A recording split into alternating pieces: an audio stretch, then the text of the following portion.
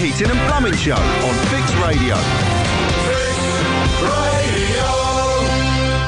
So, good evening and welcome to the Andy Cam Show.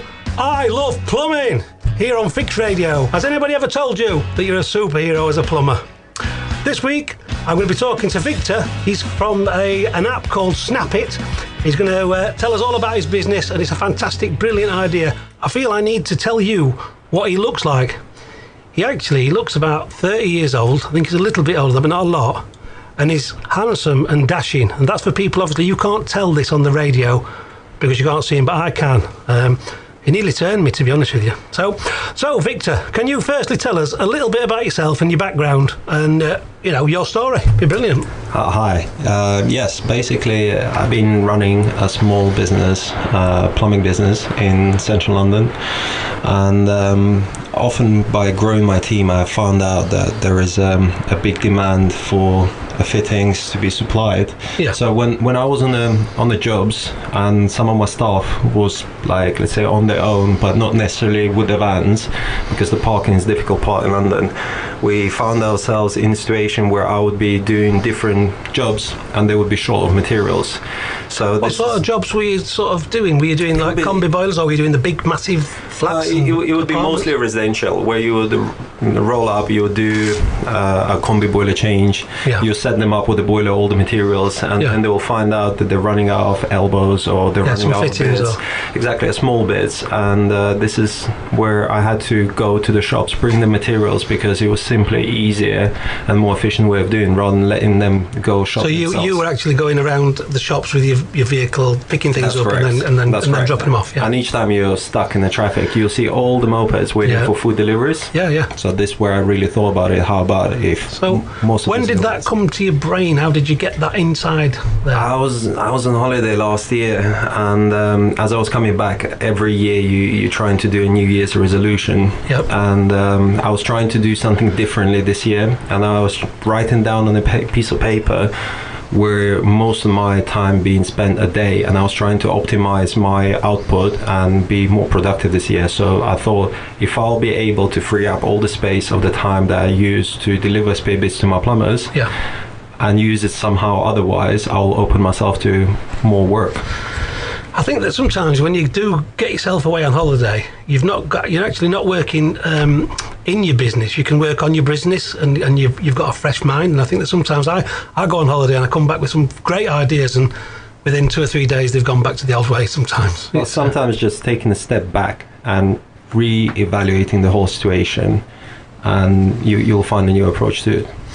So you've gone away, you've had this business. I mean, how many guys did you have working for you in this plumbing business? It was on and off. It was mostly, it was like a team of guys that some of the friends that I knew as a plumbers, and they would join me and leave me. As demand would grow, I would have more guys. It would be between normally 5 to 7 people. So how did you actually, because I'd like to get a little bit into this, I didn't tell you about this before, but what I want to ask you is, how did you get into plumbing in the first place? Why didn't you do something completely, how did you fall into this trade? Well, it was pretty simple. When I came to London about 15 years ago, I couldn't speak English. So I went as a labourer on the building site. Yeah. And as a labourer on the building site, you have to prepare everything for the plumbers to make sure that their work is mostly less stress and most fast forward. So they're just fitting pipes rather than knocking holes and putting... Exactly. So therefore I was like, wow, look at those guys. Like, I want to be like them. So being a teenager at the time, seeing plumbers work away, being the most valued guys on the building site, it just made me want to be like them. Very good, Victor. So what did you do? There was a guy called Val Thomas, and he took me on as apprentice. He showed me how to clip the pipes, or put the clips on the walls and clip the pipes into it, put the elbows in. I had to flux it up and he would come back and solder it. Right. And sometimes he was late coming back, and all the flux would oxidize, and I would end up next day cleaning it all up and refluxing it. And one day I had enough, so I soldered everything out myself. Yeah. And when Val got back, He looked around. He was like, "Sod it, it's too late. We had to leave." And when we came back next time, the whole entire floor was already boarded up. Oh. So that was the first time where I soldered the whole entire heating system. And when we were pressurizing the boiler, he showed me a bar gauge. Yeah, At the yeah. time, I didn't really know what happens if the gauge drops. Yeah. But he explained to me, if that happens, I go back wherever I came from. So. All right. And what happened? Nobody had nailed the pipe or anything? No, it was good. It was sound. Right. It was sound, and that was basically where I won a lot of, let's say, trust, where I was allowed to solder. Yeah. And then I went on from there, and I moved on to different companies. I've learned, I did all my regs, and I started off my own business. So you obviously started your own business off, and then you've come across this idea that obviously you're going to run out of fittings, pipe, little bits and bobs, and with the best will in the world, we all got vans that are full of everything we can think of, but we always run short of bits and bobs. And in the plumbing trade, we always have to improvise sometimes, don't you, with making different fittings up and stuff like that. So what was your idea behind this? You'd got your business and you were running backwards and forwards in your van, so what did you think of? I was thinking it's not efficient. It's not efficient way of your own management of your time. So therefore, I was thinking if there are a lot of mopeds out there that do nothing before lunchtime and they're doing nothing after lunchtime before dinner, Yeah. I thought it would be a great way to utilize those resources already available and streamline plumbing work, essentially. Get plumbers focused on things that they need to do. They know what they're going to need in an hour's time, most of the time. So that will be sufficient enough time to place an order and carry on with your work. So have it delivered. These, you're on about these delivery drivers. Are they sort of like the people that deliver, I don't know, Chinese meals or your ready meals and your takeaways? Well, all the existing food delivery companies, they use moped riders, and all of those riders, they're exactly the same way as our, let's say, taxi drivers. They're all self-employed, so they could be delivering to multiple companies same time. And this is what we're doing. We're utilizing existing platform of delivery fleets. Yeah. And we're filling in their downtimes. So you see, I wouldn't have even thought about that. That's like, for me, that's a brilliant idea all in itself. You know what I mean? I'm like, oh, that's a great idea. So I'm on a job, let's say, and I'm working away, and I think, oh God, I need something. I don't know, I need some elbows, or I need, some fittings, or maybe even a tool or something small that obviously people can get onto a moped. What do I do next? What do I do? So the first step would be to download the app, register, and when you will open the catalog, you will see if you are within our service proximities. Providing you're in central London, most likely you will be, and we are still a young company. We are heavily, let's say, populating around west side of London. We're moving across to whole entire London shortly.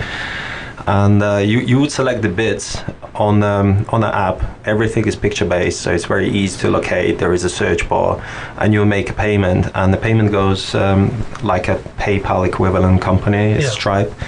We never get CU details. It's all safe, and the moment payments gets processed, it finds the nearest shop to yourself by using your geotag on your phone.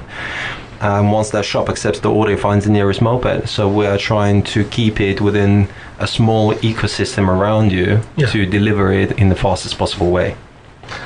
Well, it's an amazing concept, and I'm looking forward to listening to the rest of it. Obviously, we've got another 2 segments with you, telling us a little bit more about, how it works, where it works, how to do it.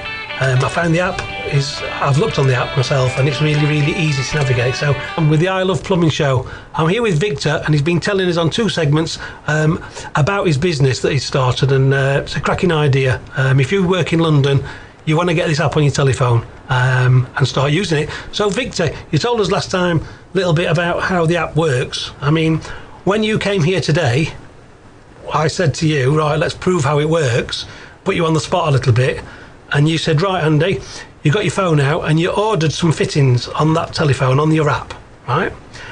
And you sent it away. So where did that go to? Well, essentially what it does, it starts with finding the nearest shop. Once it has found the shop, the order will appear on their tablet, like iPhone or iPad. And they will have to check the stocks. Providing they have materials in stocks, they'll accept the order. The moment they accept the order, it will find automatically the nearest rider to the store to collect it, to drop it off to the plumbers. And if they would fail to have all of the stocks. They would decline the order, and you'll automatically go to the secondary shop. Right. So what you would do, you will go around until you'll find the shop that will have all the necessary bits. So this is not the rider driving around. This is actually it's the actual order going between the shops. I'm with you. Yep. And once we find the shop that has everything in stock required, then the rider is being allocated. So you did show me a little bit about this, and I saw it on your laptop that you were showing me, because obviously I was very interested in to know how it works. So it's a little bit like the riders are like Uber drivers, and they pick the job that they want that's near them, and the shop's near them, and then so that makes it sort of quicker and easier for them to get to the job. Yes, in a way, what it is, it sends a job offer to rider nearby. If the rider is busy and they don't respond within a certain amount of time, it automatically goes to the next one. Yeah. If the rider is offline, it goes to the next one, and then it finds the rider who is available. If they don't like the journey, they don't like to go the distance we're suggesting, they can decline it, but often they accept pretty quickly and they complete the order. So we did that, didn't we? And Yes. we were in the central of London. We were at the side of the Thames. So we actually can't be more central than where we are. And then, you kept showing me, didn't you, how it was tracking and sending me the information about where it was, whether it had been picked up, how far away the rider was. There are key steps currently we have on the system. From the moment of purchase, it shows you that it's processing, and there will be a little message below that is it's looking for a shop. Once the shop's been allocated, it will say that they are looking for a rider. Once the rider has picked it up, then it will show on the app that the rider is already on the way, and it will give you a countdown of a time of estimated time of arrival. And in that time of arrival, then, because obviously London can sometimes be really busy and sometimes not be as busy, does it find out? Is there logarithms going off trying to find out how long it's going to be? Well, using Google Maps basically to estimate the time of arrival, and most of the time it's in favor of a plumber using it, because mopeds can be faster than the car stuck in traffic. So I think our order today arrived 5 minutes ahead of time. So what's your usual time span? What if I go on that app and I type something in, I'm expecting that to come to my job. How long will that take, do you reckon? We aim to deliver under half an hour, and that's within the proximity. And as the company is growing and more shops coming on board, this is becoming more and more of a realistic time frame to do. Let's say normality would be between 40 minutes to half an hour. So half an hour is 40 minutes. I'm going to order something, you're going to bring it. So it's a cracking way and it's a cracking idea. Are there anybody else doing this kind of thing in London? Not in the time frame that we are aiming to deliver in. There are shops that they're based on the outskirts of town, and they will deliver with the vans, or they will send a moped. But I think that the fastest time frames they're offering is like 90 minutes. Yeah. So you get on a job, you might take a tap to pieces, something breaks, you obviously haven't got that in the van. You want the ease of somebody, fetching it for you, because in the central of London, if you're parking, you've got to get back in your car and then obviously drive that away. Your parking space will disappear. You then got to go and try and find the product, but you've done all that already, and it's there within 30 minutes. Yeah. So I think also, which is great for the plumbers, is they can focus on the job in hand, and they can carry on doing the job, and there's always something to do on the job. And even if you have 10 minutes to spare in the end of it, rather than rushing off your feet, driving a van, getting stuck in traffic, you can tidy up and make it like, a nicer environment for yourself to work in. And I think it arrives most time. Sounds brilliant. It's a great concept. Victor, we were talking about earlier that people just go on this app, so they go on their app store. Yep. And what do they do when they get on the app store? What do they look for? You look for Snap It. Yep. Snap It shop, and is that what colour is that when it comes up? It's white and orange. So the orange is the biggest giveaway realistically, because we're trying to make it a lot of the Snap It stuff orange. Is that right? That's correct. It's a Snap It shop, and you download it. You have to register, and that will enable you to make a purchase. What we'll do is once you go on an app store, you download it, you register, and when you'll get to the checkout point of in the app, you'll have to put all of your information in, your card details, and you will save it for next time. Yep. So essentially the first purchase would be a little bit more time consuming, for like 30 seconds more than because you've normally. obviously got to put your purchase stuff Registering is always a little bit of a pain point. Yeah. Once you go past the second time around, buying stuff is as easy as ordering your car. And like you said earlier, but I don't know if people have picked that up, is that there is obviously the writing of what there is on for sale, but there's also pictures, so you can actually choose exactly the right fitting for yourself. That's correct. I mean, sometimes whether you might not be able to read English or speak English, but you can still pick the picture of what you really want. Absolutely. So basically, also when I had a team, and I had a few chaps work for me whose English wasn't the strongest point, and coming from a background where I couldn't speak English myself, let's say a decade ago, I really understood the fact that London is a very multicultural place, and we need to cater to all of the people in the trade. So therefore, having an application that will cater also to people who can't speak English or who are limited English, like in the spelling even, for instance, maybe they're good talking. So they would be still able to find the items they need and still check out and get the stuff delivered. So let's come to the big number crunching now. So you were telling me that you can deliver sort of anything to anywhere in London.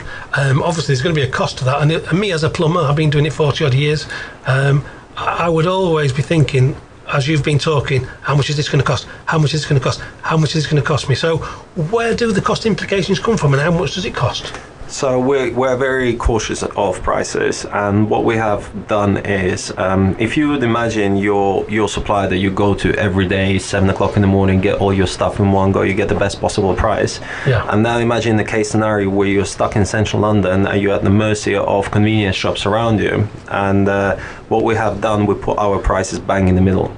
Yeah. So it's cheaper than the shop that you would find on the high street nearby in the central London, but it's not as cheap as you would find your everyday supplier. So we've done it on purpose because we want people to use it. We would like to maintain our prices in that bracket. Yeah. And then on top of that, there is a cost of delivery. As long as you're within 2 mile proximity of the shop, you will find that your delivery is going to be around £4.50.